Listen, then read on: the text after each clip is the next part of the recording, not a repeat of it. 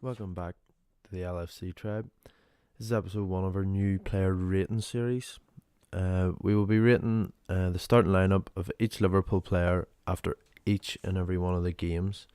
So if you want to see more of this or listen to our weekly podcast, subscribe, turn on notifications for the channel, and also remember that we're doing a special edition live stream for transfer deadline day next Wednesday.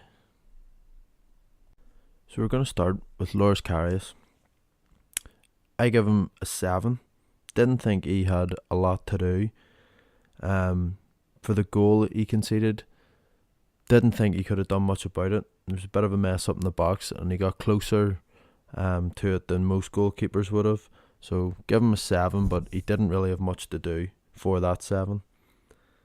Moving on to Gomez. He got sold far too many times. He done the exact same thing against Sané in the Man City game, which cost us a goal just prior to half time. He keeps lunging in challenges, and he just doesn't look himself. So I give Gomez a very low 5. I thought it was very poor from him. He offered no attacking threat. We had Swansea City pinned in, and there were still no crosses into the box, so quite disappointing. Moving on to Virgil van Dijk. He was very, very confident, sometimes maybe a wee bit too confident. He didn't do great before the goal, heading the ball down in the lead up to the goal, but he provided a really, really good attacking threat throughout the game from headers in the box, and even went up front for the last 5 minutes and looked one of the more likely for a goal. Matip, I give a 5 to. Very poor, I thought, especially playing beside Van Dijk. You could tell he was the weaker link. He relied a lot on Van Dijk to win headers, and he also was very persistent in fouling other players and got booked, and probably rightly so. So he got a 5 compared to Van Dijk's 7. Robertson, I give him a 6. Reason being, he was better than Gomez, but the only reason for that, he was slightly better attacking. He put a few balls into the box, decent crosses, but he didn't make much of the space. Swansea only came out very, very rarely, not requiring them to be back as deep as they were. So I give Robertson a 6. Moving on to Emre Can, he got a 6 also. Very, very physical would be his number one positive thing back from the game. Very confident as well, maybe because he was carrying the captain's armband, but all his passing was far, far too much sideways. So disappointing 6 for Chan. Moving on to Oxlade-Chamberlain, also a 6. I debated giving him a 7. Probably the best out of the midfield 3 between Chan, Oxlade and Wijnaldum. Not as good as what he was against City. Obviously no goal, but we went for a 6.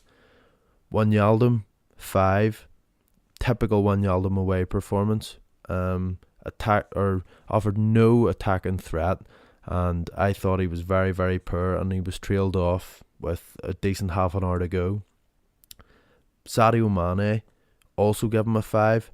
Very poor recent form. Really, really bad touch, and he was far from his usual best. So a poor 5 for Mane. Another 5 in the front 3 was Salah. Again, far from his usual great. Very greedy. There was an opportunity he could have passed to Mane, and he opted to take a shot on his weaker right foot.